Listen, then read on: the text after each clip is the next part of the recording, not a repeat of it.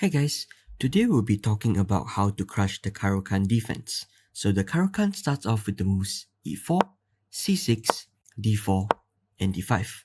We've also made a video on how to play the Caro-Kann defense as black, so do check that out if you guys are interested. But for today's video, instead of the more common pawn to d4 on the second move, we're going to recommend you this move, knight to f3. So after knight to f3, black usually replies with pawn to d5, and now we're going to play the move knight to c3, developing both our knights, and this would be called the two knights attack in the Caro-Kann. The most common reply for black here would be to capture, and after knight captures, black has three main options. He can play knight to f6, he can play bishop to f5, or bishop to g4, which is slightly more rare. So let's see what if black plays bishop f5 first. The reason why a lot of Caro-Kann players will play a move like this, bishop f5, is because this move is very common in the main line of the Caro-Kann. So let's go back to the starting position. e4, c6, d4, d5, knight c3, captures, knight takes, and then bishop f5. This is one of the main lines in the modern variation. However, in the two knights attack, we actually develop our knights first instead of pushing our pawn up. So we will get a position like this, and plenty of black players would think that it's kinda the same position with the pawn on d4 instead of the knight on f3, and they will play the move bishop to f5. So now after bishop f5, we're going to play knight g3, attacking the bishop, bishop g6, a very common retreat, and now h4, a very similar idea in the modern variation of the main line in the Caro-Kann. And now after pawn to h6, instead of playing the usual pawn to h5 pushing our pawn up, we're going to play the move knight to e5, attacking the bishop. So now we really can see the difference in playing pawn to d4 or knight to f3 on the second move. The reason why I recommend this knight to f3 move is because now we are able to bring our knight to e5 to attack this bishop.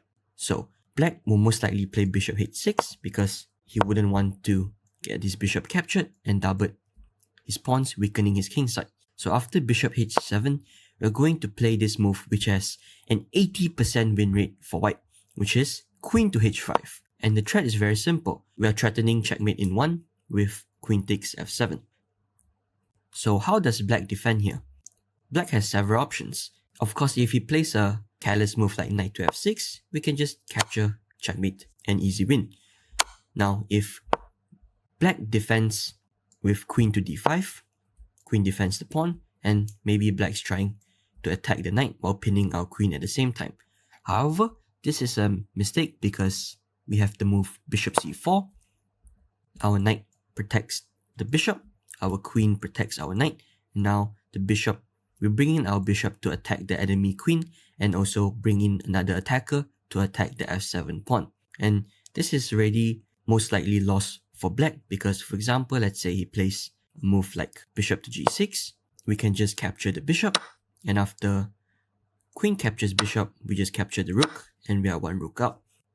If black captures our knight here, we just capture with check, and then we win the black queen on the next move. So already, it's really easy win for white, as black has another try with pawn to g6, trying to attack the queen.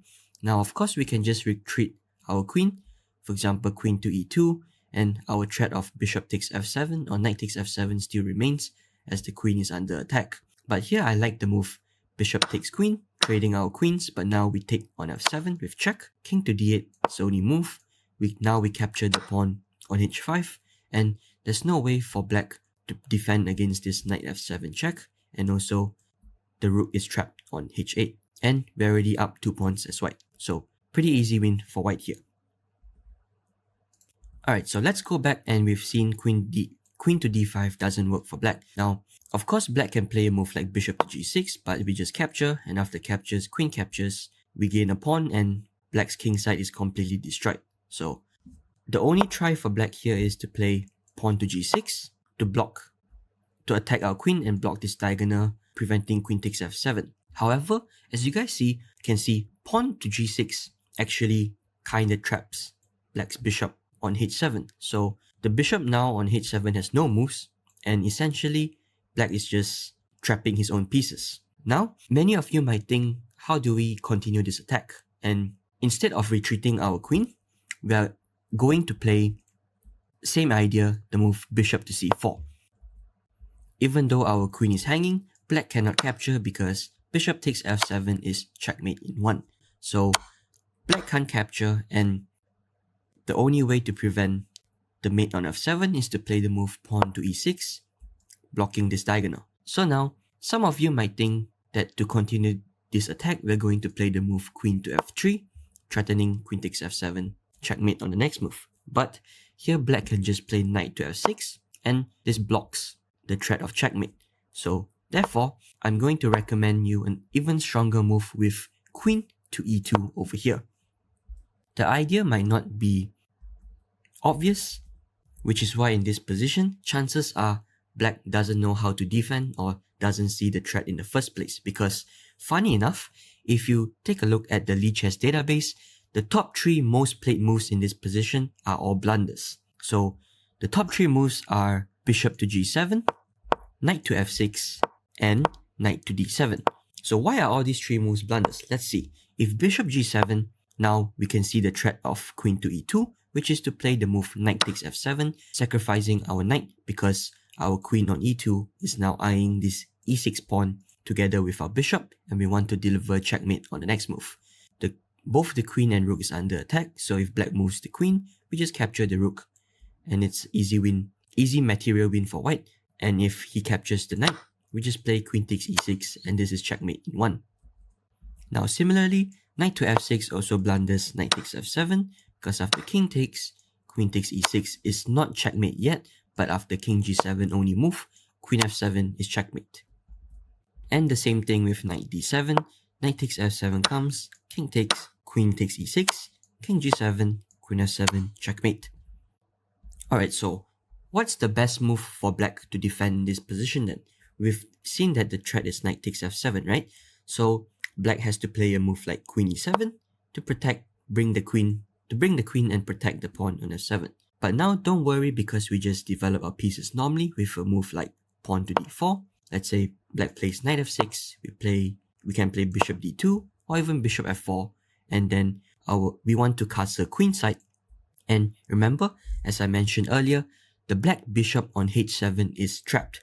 There's no way for black to activate this bishop, because anytime he plays a move like pawn to g5, we can just capture, and as our bishop and our pawn is attacking the g5 square, and not only that, it will also activate our rook on h1 along this h-file. So even though the computer only evaluates this position as plus 0.6, it's actually quite easy for white to play, as we just finish our development, and it's not, as I mentioned earlier, it's not easy for black to activate his bishop. So essentially, we are playing with one bishop up, as the black's bishop on h7 will be trapped forever. Alright, so we have seen the move what if black plays bishop f5. Now let's take a look at what if black plays bishop g4 then, trying to pin our knight to our queen. So actually in this position, we can already transpose it to the previous line. For example, with a move like h3, bishop h5, knight to g3, bishop g6, h4, threatening to play h5 trap his bishop. Black has to play h6, and now knight to e5, and this position is just the same as what we discussed earlier. Now of course, after pawn to h3, black can just capture our knight, but we are totally okay with that, because after queen takes, we have already developed 2 pieces as white, whereas black hasn't developed a piece yet, and it's a very easy position for white to play, as we just develop our pieces normally with bishop c4. Again, same threats on the f7 square, we can castle, and with the bishop pair, we can develop our dark square bishop this way with b3, bishop b2, and obtain these 2 powerful diagonals. So you guys don't have to worry about a move like bishop g4, because you can either transpose it back to the earlier variation with bishop f5, or we can get a really easy and nice looking position. Okay, now we need to discuss the most played move, which is knight to f6. And now in this position, I'm going to recommend you the move queen to e2.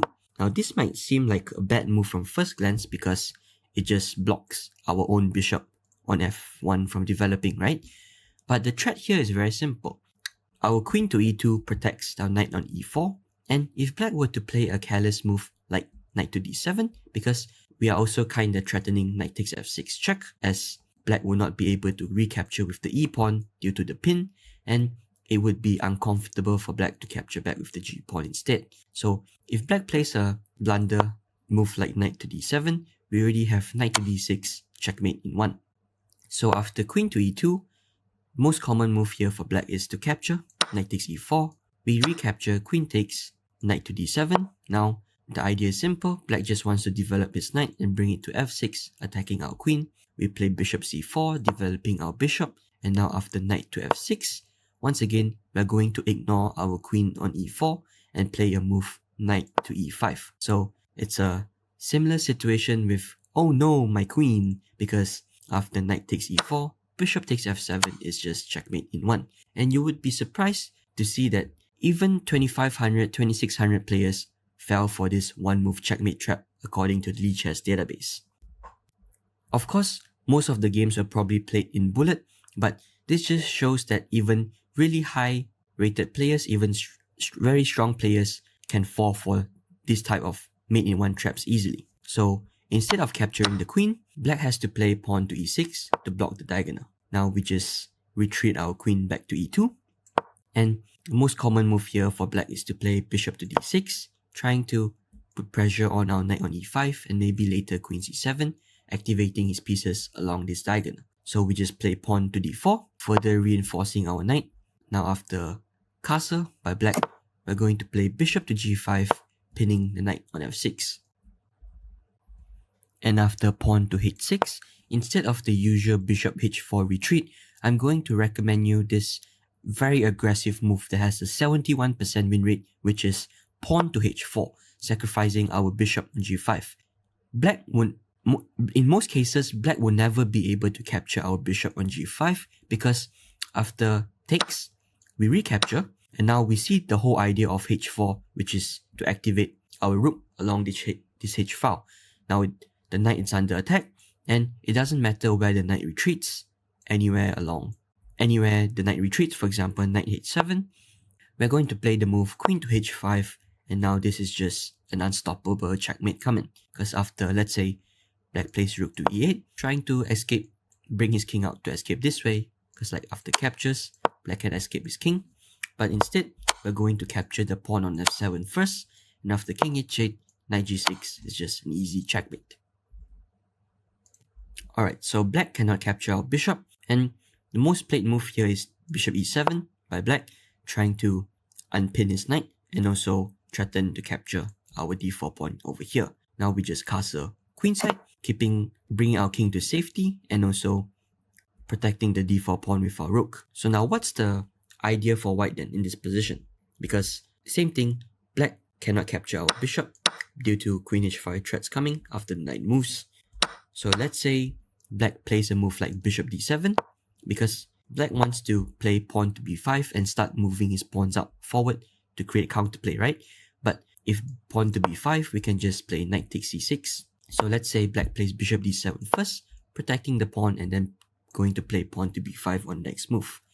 So now our idea is to play the move pawn to g4, and our threat is very simple. We can either play rook to g1 on the next move, or we can just capture immediately, and after captures, we are going to push up our pawn to g5 to open up the g file and the h file for our rooks to launch a devastating attack on the black king. So for example, let's say pawn to b5, we can retreat our bishop this way, and we can potentially bring another piece into the attack. Let's say a5, we just capture, bishop captures, queen to e4, threatening mate in 1, and this is really completely winning for white. Because let's say a move like pawn to g6, we can just capture the pawn with our knight, sacrificing our knight, because after queen takes g6 check, if king h8, queen h7 is just checkmate, so black has to block with the bishop. Now we just give check this way, king f7, bishop check, king moves, we just win the bishop,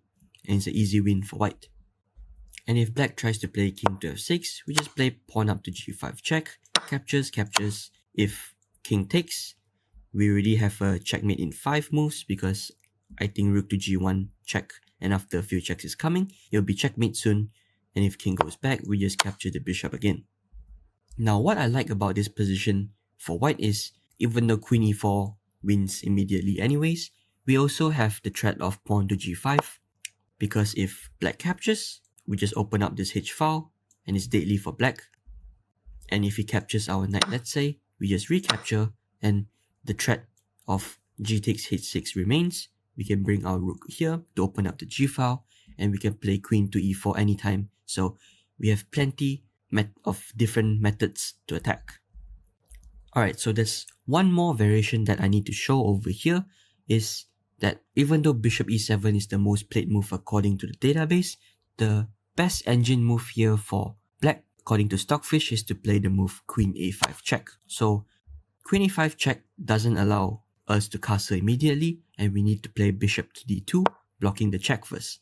Now, according to Stockfish, black can play queen c7, and here we need to be really quick with our attack, and we need to play the move pawn to g4 immediately. We do not have time to castle, otherwise black will get some counterplay and we lose our advantage. So the best engine line would be something like this: captures, captures, knight to d7, trying to attack our pawns.